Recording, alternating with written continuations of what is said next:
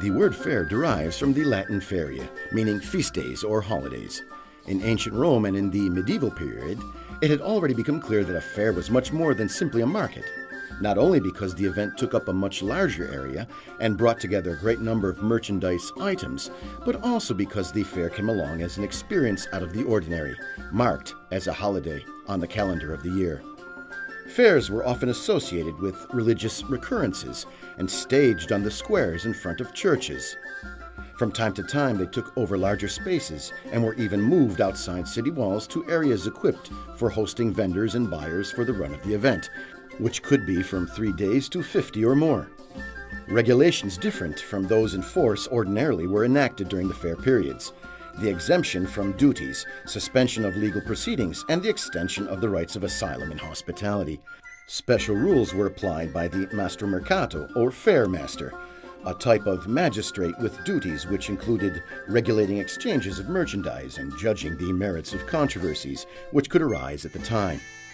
The fair became a place for doing business, but also for socializing and entertainment, and soon spread throughout all of Europe. They mapped out a geography of commerce and enlivened the calendar with events which punctually drew traveling merchants, who were often organized in companies or caravans, gilde mercatorum, for their own defense from ambushes by thieves on the road or vassals and their lords of the lands they were traveling through. There are reports of fairs held in the kingdom of the Franks as early as 600, but they developed in more substantial ways between 1100 and 1200. In this way, the map of these events was drawn from France, especially in the Champagne region, in Germany, Flanders, Russia, and in Italy, in the northern region of Tuscany, and in Puglia, as well as beyond the borders of Europe, on the great trade routes in the Middle and Far East. Shipments of wine, livestock, textiles, pigments, metal objects, skins, and implements for work and farming were traded, with a degree of specialization of the events according to the merchandise dealt with, at the markets in Provence, Nîmes, Bourges, and Beaucaire, Frankfurt am Main, Danzig, Pavia, Ferrara, Milano, and Bologna.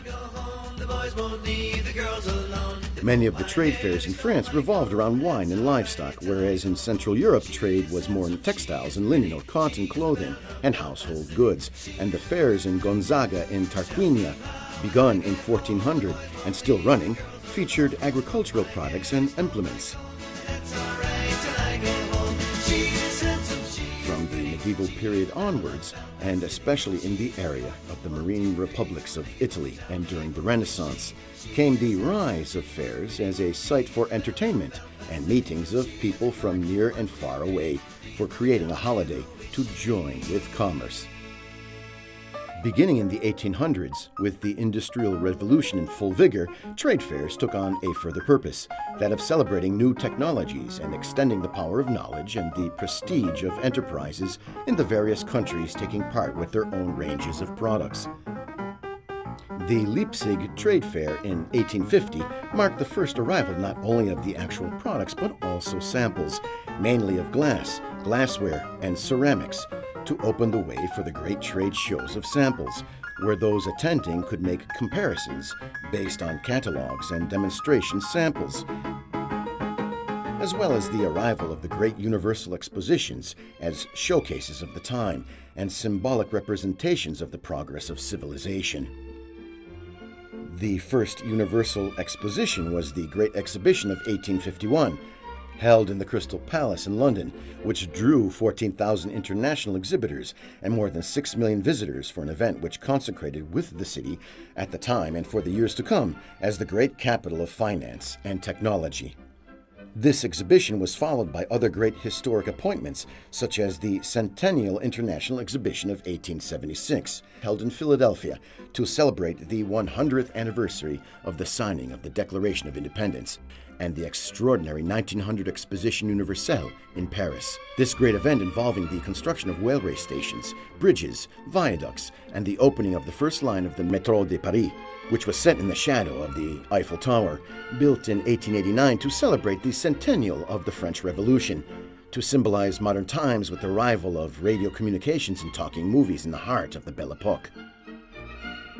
With their exhibitions of products, innovations, and technologies, and their massive flows of the public and business people, world fairs and universal expositions were becoming a fundamental factor for the development of economies and trade. The Century of Progress International Exposition in Chicago in 1933-34, which honored Italian General Italo Balbo's 1933 transatlantic flight, played a role in recovery from the Great Crash of 1929. Then the Universal Exhibitions held in Brussels in 1935 and New York in 1939 were formidable showcases for the American lifestyles.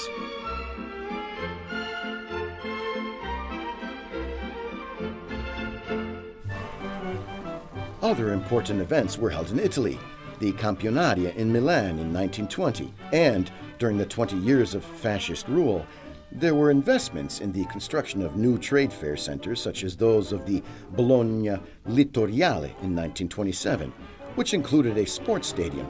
and the Fiera del Levante in Bari in 1929. In the capital, the ambitious Esposizione Universale Roma project, EUR, was built for a universal exposition which was then cancelled in the midst of World War II. The construction of an entire quarter of the city dedicated to an exposition was intended not only to celebrate the importance of a nation and its capital, but also as recognition that an exhibition is a fixture for the economy and relations between countries. An Olympics of civilization was the slogan put up for defining the spirit which was to illuminate the Rome Exposition. At the end of the war, with the recovery of the agricultural economy and the development of industry, especially in the mechanical engineering sector, the trade fair once again became the engine for returning drive to the national economy. The post-war U.S. Marshall Plan provided support for establishing international trade fairs in European countries, and decisions for this purpose were made to revitalize the continent's most popular sport, football, with the arrival of the Coppa delle Fiere. The first edition of the competition was reserved exclusively for teams belonging to major European cities, staging major international trade fairs. Tapped initially were 12 clubs, then 32, 48, and finally 64. The list of winning clubs, or perhaps fairs, are Barcelona, Valencia, Leeds United, Real Zaragoza, Hungary Ferencváros, AS Roma, Newcastle United, London Arsenal, Birmingham City, Turin Juventus, London 11, Hungary Újpest, and Belgium Anderlecht. The Bologna Club played in several editions of the Fair Cup by qualifying with the creation of a trade fair center set up back in 1947 in the Montagnola Park and the Palazzo del Podestà, and the 1965 inauguration of the first block of the new permanent center. This opening came in the midst of the Italian economic miracle of the 60s, driven by the strong development of the manufacturing sector, and it was here in this center in the same year that the 29th Sample Fair was held.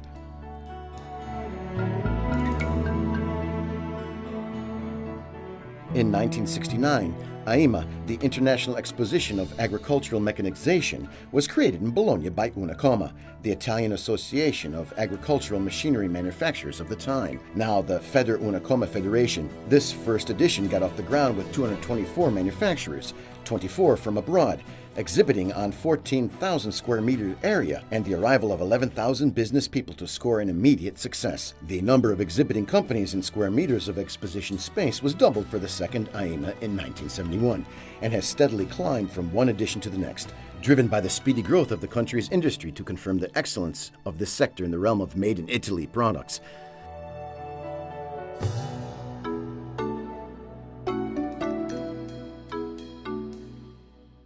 Unlike other big agricultural trade fairs like those in Verona or the SEMA in Paris, AIMA has consistently maintained the agricultural mechanization format, as has the FIMA Zaragoza in Spain and Hanover's Agritechnica.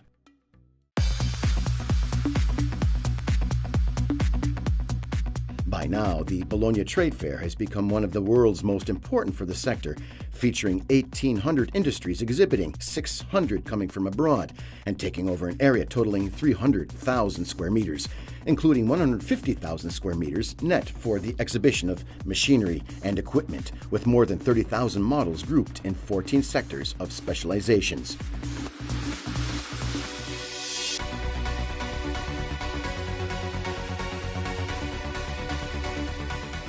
The review also hosts 4 theme salons: AEMA Green on gardening and groundskeeping, AEMA Components featuring associated components, AEMA Energy focused on bioenergy, and AEMA MIA dedicated to multifunctional activities in a rural environment. With more than 200,000 visitors, business people arriving from 130 countries around the world, and more than 40 official foreign delegations in attendance, the Bologna Exposition has reached the apex of trade fairs in the sector internationally. The exposition, running for 5 days in the month of November, with pavilions packed with visitors, business meetings, conferences, workshops, and information sessions, providing a better understanding of the vast sphere of agricultural mechanization and the future of the sector, is an event certain to provide an intense and enthusiastic experience. All this is set in the city of Bologna, one of the European cultural capitals which can boast a great tradition of hospitality.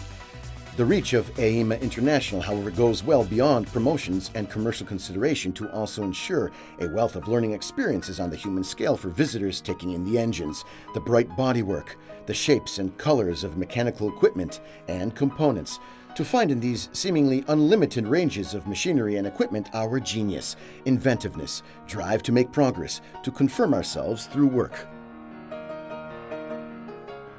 Over the centuries, the fair landscape has changed in structure, materials, and products, along with the cities around them. But human nature has remained unchanged in our contact with others, our search for agreement and cooperation, our aspirations and our choices of what we are in need of, and in our understanding of freedom.